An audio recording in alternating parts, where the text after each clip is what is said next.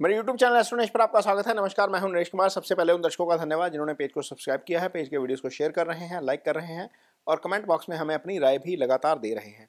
दोस्तों, आज बात करेंगे शनिदेव की। शनिदेव 17 मार्च को उदय हो जाएंगे। शनिदेव 12 फरवरी को अस्त हुए थे और लगभग 35 दिन के अस्त रहने के बाद अब उदय होंगे। इस उदय होने का मिथुन राशि के जातकों पर क्या असर पड़ेगा, ये बताएंगे यहाँ पर इस वीडियो में।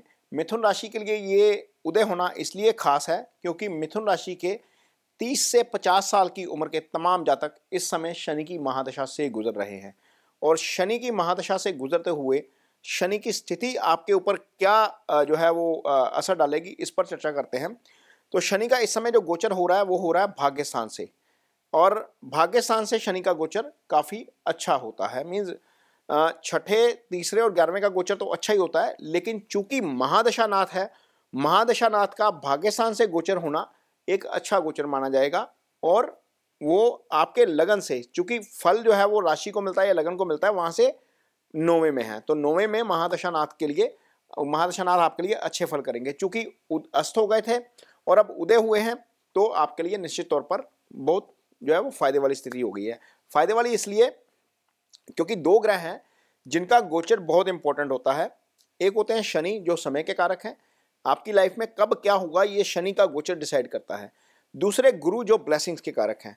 और कुदरती बात है कि दोनों ही ग्रहों का गोचर आपके लिए अच्छा है, क्योंकि गुरु इस समय आपकी कुंडली में 11वें भाव में गोचर कर रहे हैं, तो 11वें भाव का गोचर अच्छा हो गया। 11वें के कारक गुरु हैं, 11वां आय का भाव है, तो निश्चित तौर पर वहां पर आपके लिए वृद्धि का काम कर रहे हैं। इधर शनि जब उदय हो गए हैं तो वो भी आपके लिए अच्छे हो जाएंगे। अब शनि आपकी कुंडली में दो भावों के स्वामी हैं। एक है अष्टम भाव, जहां पर शनि की मकर राशि है। दूसरा है आपका भाग्यस्थान, जहां पर शनि की मूल त्रिकोण राशि कुंभ आती है। अब शनि चूंकि दो भावों के स्वामी हैं, उनमें से एक भाव अच्छा नहीं है तो उसके भी फल करेंगे। लेकिन चूंकि मिथुन राशि के लिए जो राशि स्वामी है बुध है, और बुध और शनि आपस में मित्र हैं, लिहाजा इस राशि का शनि ज्यादा नुकसान नहीं करते। ज्यादा नुकसान इसलिए नहीं करते क्योंकि मूल त्रिकोण राशि, जो एक फेवरेट राशि होती है प्लैनेट की, वो आपके भाग्यस्थान में है, तो वहां पर भाग्यस्थान के फल आपको ज्यादा मिलेंगे।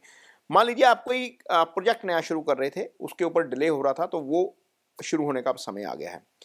आपके लिए अध्यात्म के तौर पर ये चीजें अब काफी बेटर हो जाएंगी। कारण ये है कि कुंडली में शनि चूंकि अध्यात्म वाले भाव के स्वामी भी हैं, दशानाथ भी हैं, वहीं से गोचर कर रहे हैं, गुरु भी अच्छे गोचर में है, तो आध्यात्मिक यात्रा का जो है वो सिलसिला चल सकता है या अध्यात्म की तरफ ध्यान बढ़ सकता है। कोई काम करेंगे तो वहां पर भाग्य आपका साथ देता हुआ नजर आएगा, आपको वहां पर फायदा हो सकता है। शनि चूंकि महादशानाथ हैं, भाग्यस्थान में बैठकर तीसरी दृष्टि से आपके देख रहे हैं 11th हाउस को। 11th भाव में ऑलरेडी गुरु गोचर कर रहे हैं, और वहां पर गुरु की दृष्टि, गुरु का प्रेजेंट होना और शनि की दृष्टि होना, दोनों से वो भाव एक्टिव है।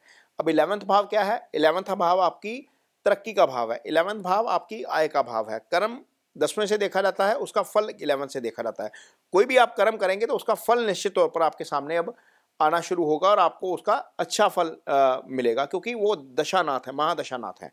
तो महादशानाथ का 9th हाउस में बैठकर 11th को एक्टिव करना आपके लिए इनकम के लिहाज से अच्छा है, आपकी प्रमोशन के लिहाज से अच्छा है, समाज में आपकी स्थिति के लिहाज से अच्छा है। एलिवेशन बहुत तरीके से होती है, फाइनेंशियल एलिवेशन होती है, आपकी समृद्धि बढ़ जाती है, या आपकी सोशल जो है स्थिति बढ़ जाती है, सामाजिक स्थिति बढ़ जाती है।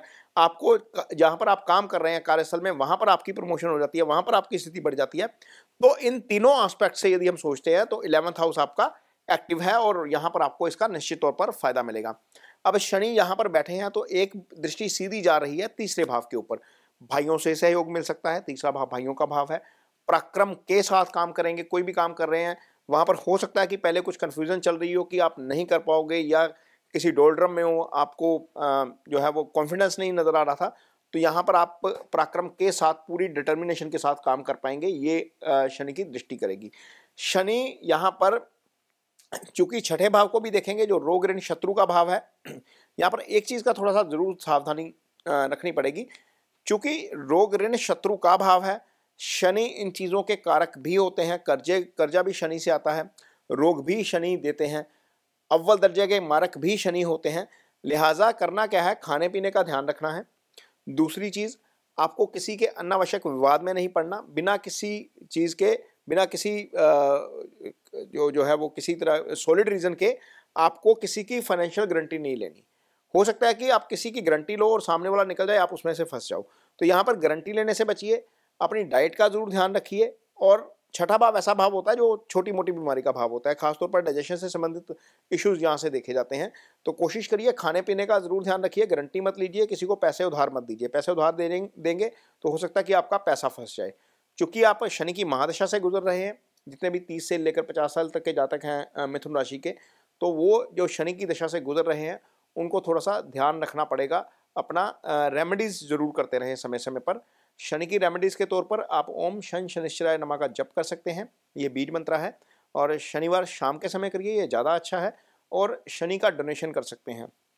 शनि के डोनेशन के तौर पर आप लोहा दान कर सकते हैं, काले तिल दान कर सकते हैं, काली दाल उड़द की वो दान कर सकते हैं, लेकिन ये दान शाम को करिएगा और संकल्प लेकर करिएगा। और यदि आपके अंडर कोई सबॉर्डिनेट काम करता है तो उसके साथ रिस्पेक्ट से पेश आइए, क्योंकि जितना भी लेबर क्लास होता है वो सारा आपका शनि को रिप्रेजेंट करता है।